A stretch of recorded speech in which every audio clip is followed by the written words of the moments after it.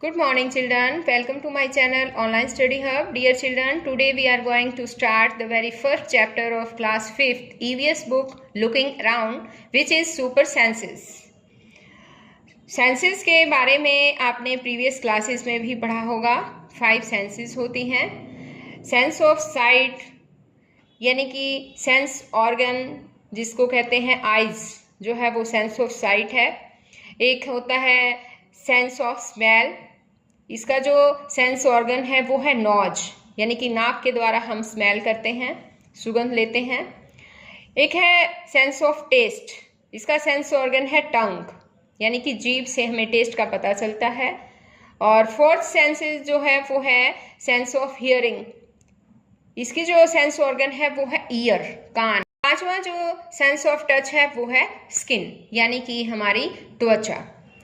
तो देखिए बच्चों, आज हमारा ये जो लेसन है सुपर सेंसेस, ये ह्यूमन बीइंग की सेंसेस पर नहीं है, ये जो है एनिमल्स की सेंसेस पर आधारित है।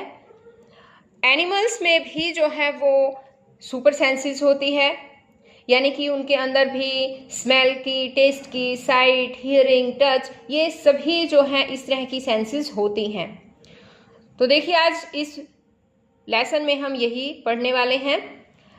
यहाँ पर देखिए पहले तो, has this ever happen to you, क्या ऐसा आपके साथ भी हुआ है। यहाँ देखिए इस तस्वीर को देखो, फोटो को, क्या दिखाई दे रहा है आपको? कुछ बच्चे हैं, बैठे हैं, है ना, क्या कर रहे हैं? खाना खा रहे हैं। और यहाँ पर देखो, ये है ईगल, और इसने जो है इनका खाना लेकर ये जो है उड़ गया है। तो ये कहता है You were eating in the playground, an eagle flew down and took away your roti. तुम प्लेग्राउंड में बैठे हुए थे और एक बाज, ईगल जो है वो नीचे की तरफ उड़ा और आपकी रोटी लेकर चला गया। क्या आपके साथ बच्चों ऐसा हुआ है? यदि आपके साथ ऐसा हुआ है तो आप यहाँ पर लिखेंगे यस, और अगर नहीं हुआ है ऐसा कुछ तो आपको लिखना है यहाँ पर no. As you walked softly past a sleeping dog, its ears shot up at once. अब यहाँ पर देखिए, ये कहता है As you walked softly past a sleeping dog, जैसे ही आप एक लेटे हुए, सोए हुए कुत्ते के पास से धीरे से गुजरते हैं तो इसके कान एकदम से खड़े हो जाते हैं। तो ऐसा तो बच्चों आपने देखा होगा, है ना। अब आगे देखिए, you dropped something sweet on the ground and within minutes many ants collected around it. आपने जमीन पर कुछ मीठा गिराया और कुछ ही मिनटों में आप देखेंगे कि उसके चारों ओर आंट्स जो है वो कलेक्ट हो गई हैं, यानी कि आंट्स जो है, चींटियां, वो इकट्ठी हो जाती हैं।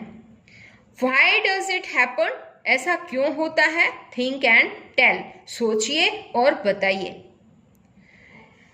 Animals also have different senses, ऐसा क्यों होता है बच्चों? पता है, क्योंकि एनिमल्स के पास भी डिफरेंट सेंसेस होती हैं, अलग अलग सेंसेस होती हैं। They can see, hear, taste, smell and feel. वे भी देख सकते हैं, सुन सकते हैं, टेस्ट कर सकते हैं, स्मेल लेते हैं और फील कर सकते हैं। Some animals can see their prey from far away. कुछ एनिमल्स दूर से ही अपने शिकार को देख सकते हैं। Some can hear even the faintest sound. कुछ बिल्कुल हल्की आवाज को भी सुन सकते हैं। Some animals can find their friends by their smell. कुछ जानवर अपनी स्मेल के द्वारा अपने दोस्तों को ढूंढ सकते हैं, पहचान सकते हैं। The animal world is full of examples of amazing senses. जानवरों का जो वर्ल्ड है, एनिमल वर्ल्ड है, वो भी अमेजिंग सेंसेस के उदाहरणों से भरा हुआ है। How did the ant recognize a friend? एक आंट अपने दोस्त को कैसे रिकॉग्नाइज करती है, कैसे पहचानती है? तो देखिए, an ant was going along on the ground. एक आंट जमीन पर जा रही थी। It saw a group of ants coming from the other side. उसने एक ग्रुप ऑफ आंट्स को देखा, चींटियों के समूह को दूसरी तरफ से आते हुए देखा. The first ant quickly came back to its hole. और जो पहली आंट थी वो चुपके से, जल्दी से, यानी कि अपने होल से वापस आ गई, अपने होल की तरफ. The ant guarding the hole recognised it and let it in. Ant guard थी वहाँ होल के पास, जो एक आंट गार्ड भी होती है. जो आपने कभी जो है चींटी के अगर होल को ध्यान से देखा हो तो वहाँ उस होल के आसपास भी एक दो आंट होती है, वो आंट गार्ड होती है. और आंट गार्ड ने जो है उसको जो है पहचान लिया और होल के अंदर जाने दिया. Think and tell. सोचो और बताओ. How did the ant know that the other ants were not from its group. Ant को कैसे पता चला कि दूसरी जो आंट्स हैं वो उनके ग्रुप की नहीं थी. बताओ बच्चों, कैसे पता चला? पता है, सेंस ऑफ स्मेल से.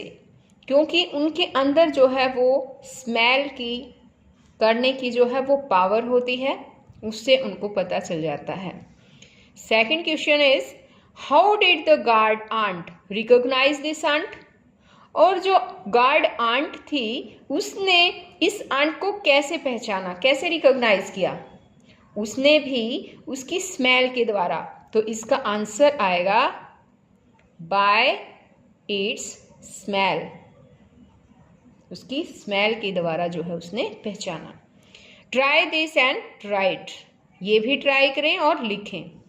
ड्रॉप सम शुगर, जैगरी और anything sweet on the ground.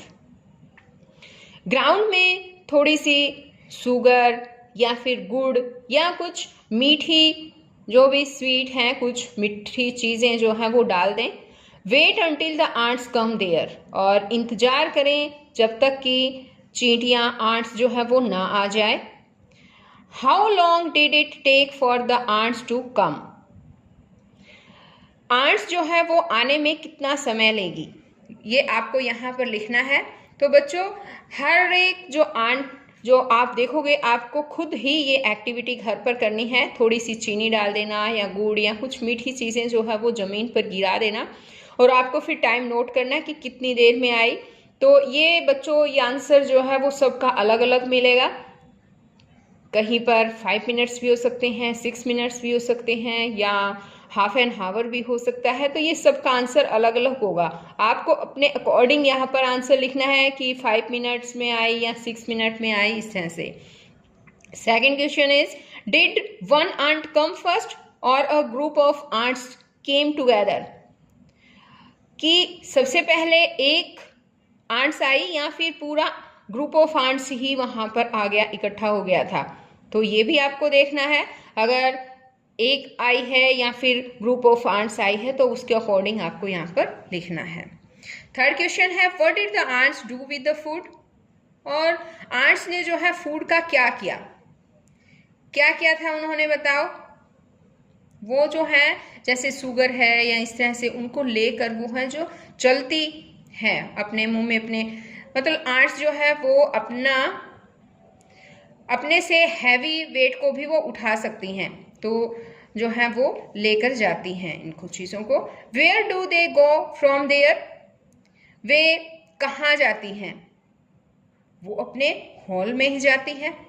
ठीक है, in their hall. Do they move in a line. क्या वे एक लाइन में जाती हैं? तो इसका आंसर तो बिल्कुल यस होगा. सभी जो आंट्स हैं, आपने कभी देखी भी हो, सभी आंट्स जो है वो एक रो में ही चलती है, एक लाइन में ही चलती हैं. Now carefully without harming the ants block their path for a while with a pencil. ये कहता है कि सावधानी से बिना चींटियों को कुछ नुकसान पहुंचाए, यानी कि चींटियों को मारना नहीं है, आपको उनके रास्ते में एक पेंसिल रख देनी है और उनके रास्ते को ब्लॉक कर देना है. Now observe how do the ants move. और अब ऑब्जर्व करें कि चींटियां जो है वो कैसे चलती हैं। यानी कि चींटियां तो बच्चों आपको पता है इस तरह से चींटियां जो हैं वो एक लाइन में ही चलती हैं। और ये कहता है कि जब वो चल रही हो तो उनके रास्ते में इस तरह से आपको पेंसिल रख देनी है। बस ध्यान ये रखना है कि चींटियां मरे ना, उनको कोई नुकसान ना पहुंचे, इस तरह से आपको पेंसिल रखनी है। और फिर आपको देखना है कि वो चींटियां कैसे जाएंगी। पता है वो कैसे जाएंगी? चींटियां जो है वो पेंसिल के ऊपर से चढ़कर जाएंगी। तो इसका आंसर हम कैसे लिखेंगे? हम लिखेंगे यहाँ पर क्लाइंब अप द पेंसिल, यानी कि पेंसिल के ऊपर चढ़ेंगी वो, एंड स्टार्ट मूविंग, और चलना शुरू कर देंगी। Many years ago, a scientist did many experiments like this. बहुत साल पहले एक साइंटिस्ट ने इसी तरह से कई एक्सपेरिमेंट किए थे। He found out that as the ants move, they leave a smell on the ground. उसने पाया कि जब चींटियां मूव करती हैं, जब चींटियां चलती हैं, तो वो ग्राउंड में कुछ स्मेल छोड़ जाती हैं। The other ants follow the smell to find the way. और जो दूसरी ants हैं वो अपना रास्ता ढूंढने के लिए उस स्मेल को फॉलो करती हैं, यानी कि उस स्मेल का पीछा करती हैं। Now can you guess why the ants behaved like that when you blocked their path? अब यहाँ पर इसने एक और क्वेश्चन पूछा है बच्चों कि अब आप गैस करें कि क्यों आंट्स ने ऐसा बिहेव किया जब आपने उसके रास्ते को ब्लॉक किया था। यानी कि ये कहता है कि जब आपने उसके रास्ते को ब्लॉक किया तो चींटियां जो है वो पेंसिल के ऊपर से जाना शुरू क्यों हो गई थी, क्यों किया था उन्होंने? गैस लगा सकते हैं? बच्चों जब जैसे ये देखिए यहाँ पर ये आंट्स जा रही हैं, है ना, तो जब ये आंट्स जाती हैं तो अपने रास्ते में ये कुछ स्मेल छोड़ती जाती हैं और दूसरी चींटियां भी इनके पीछे पीछे उस स्मेल से ही जो है वो आगे बढ़ती जाती हैं।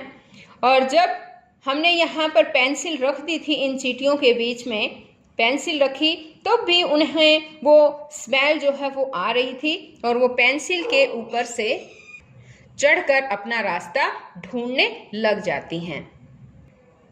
Okay children, see you in the next video. Bye.